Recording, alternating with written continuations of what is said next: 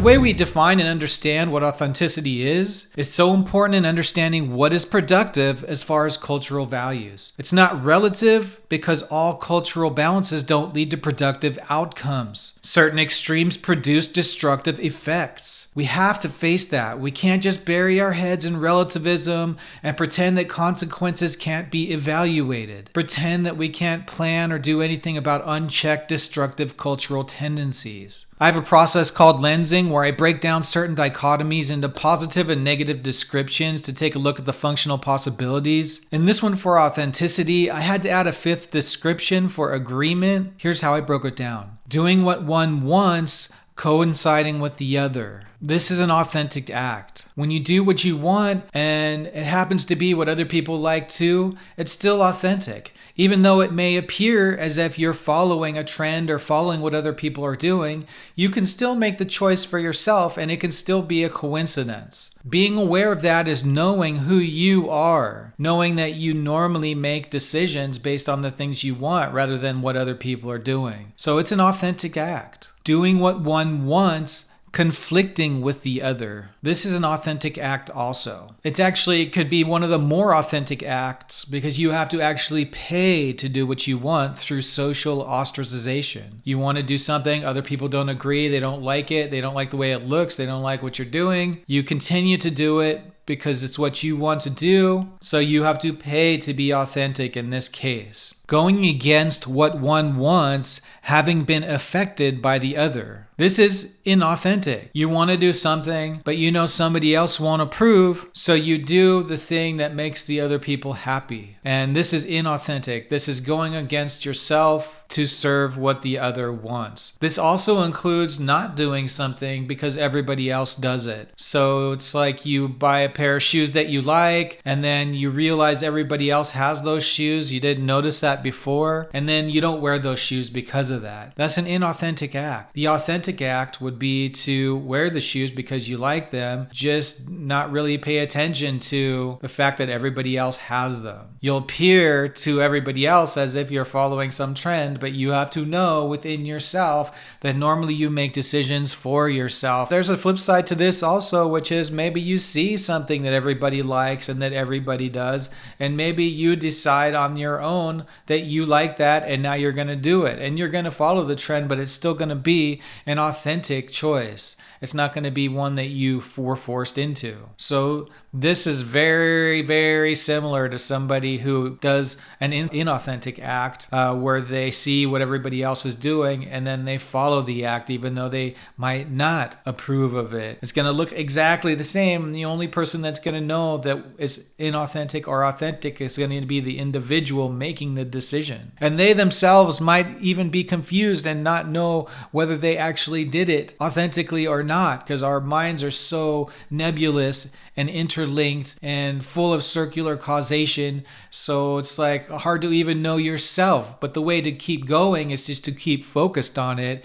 and know with your intent that this is what you're trying to do rather than being a part of some group. Going against what one wants, not having been affected by the other. Authentic. So you might have realized there's something that you want, but it's unethical. And you choose the rational option, which is to go against what you want to produce a good outcome. This is an authentic act. Your rationality beats out over your sort of unconscious desires. Rational choice should always be considered authentic. Just because I want something doesn't mean it will produce positive outcomes for the larger group. Going against my unconscious desires with rational will should be considered authentic, if not the crown of authenticity. The other changes your mind, then you choose an agreement with the other. You're doing more than just coinciding because they have convinced you to change and you are in agreement. This is authentic. I think it's important to make this point because many people I've talked to in my years of studying philosophy are, in my view, overly deterministic. They don't really think that someone can be convinced by another person to change their mind. They only believe that a person can be woken up to a difference in their own unconscious that they weren't aware of before, and it was always determined to happen by their self-interest. They can't believe believe in a coincidence or an agreement between two people that wasn't determined to happen and was a choice or a change between the two people. I'd point to the existence of love itself to refute that. I do believe in change that results in affirmation between individuals, and it's legitimate and not absolutely determined. It's pretty clear that out of all the modes, going against what you want to do because others have affected you is historically considered inauthentic, as we will explain in a minute. It's something to think about. Cultures drive an individualism versus conformism balance. Are we ready to admit that cultures that push conformity first are inauthentic at the level of the individual and drive individuals into existential crisis? I mean, I'm ready to admit that. Cultures that lean into insistence on conformity generate an existential crisis among individuals of the culture by not having a proper balance and respect for the individual. On the other hand, if you push too much individuality, you end up with a breakdown of common agreement, which will generate enemy and uncertainty for individuals.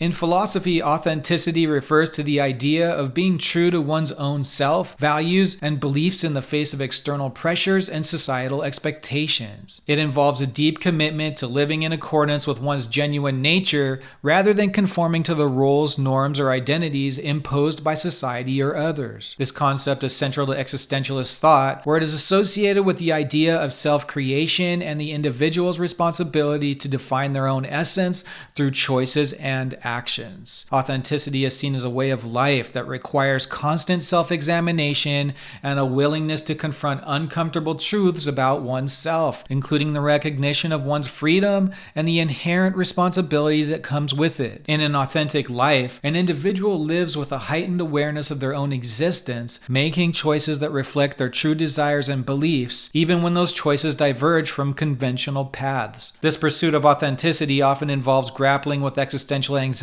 as it requires the courage to embrace one's freedom and the uncertainty that accompanies it. Ultimately, authenticity in philosophy is about living a life that is true to oneself, marked by integrity and self-awareness, and a rejection of self-deception and inauthentic conformity. Key philosophical perspectives in authenticity. Søren Kierkegaard. Kierkegaard is often considered one of the first existentialists. He emphasized the importance of the individual making authentic choices, which means choosing in a way that is true to oneself rather than conforming to societal expectations. For Kierkegaard, authenticity involves embracing one's own subjectivity and making choices based on personal conviction rather than external pressures. Friedrich Nietzsche. Nietzsche's concept of authenticity is tied to his idea of the Übermensch, the overman or the superman. He believed that most people live inauthentic lives conforming to the herd and accepting the values imposed by society. Authenticity for Nietzsche involves creating one's own values and living according to them, thus transcending societal norms and embracing one's unique individuality. Martin Heidegger. Heidegger explored authenticity in the context of being in his work Being in Time. He contrasted the authentic life with the inauthentic life, which he described as being absorbed in the they, a state where individuals conform to societal norms without questioning them. Authenticity for Heidegger involves a recognition of one's own mortality, being toward death, and making choices that are true to one's own existence rather than merely just following the crowd. Jean-Paul Sartre. Sartre's existentialism centers on the idea that existence precedes essence,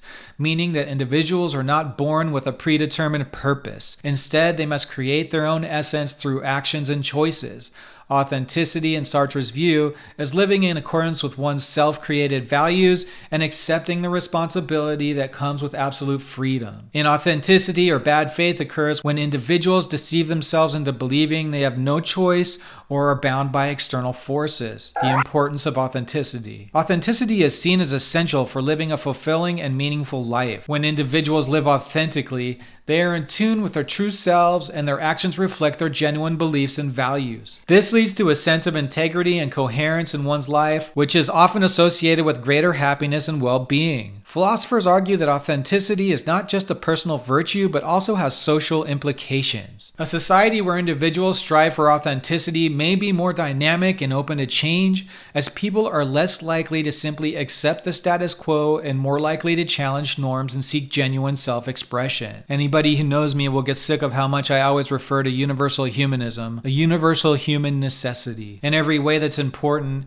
you need the same way other human beings need. Nobody needs more, nobody needs less, given the full expanse of our lives. Just because you're acting authentically doesn't mean you're acting correctly or in a way that produces the greatest good. So while authenticity is a good starting point to begin to understand where the periphery of what you are begins to transition into the cause and effects of the world, some people's authentic selves are unchecked and unbalanced, and what they do in an authentic manner is disruptive and destructive. So not everybody should necessarily act authentically just to remain authentic. I'm just throwing that out there. Authenticity does not equal goodness, does not equal productive outcomes. A lot of times things that other people want us to do are duty oriented and we don't appreciate being told what to do. Nevertheless, the person telling you what to do is correct and you are wrong. We have to consider that. We have to consider being inauthentic as individuals to meet what is actually good. Like, personal authenticity is not everything. But if you don't try to be authentic, authenticity is somehow equal to inauthenticity and it's just a matter of self-interest,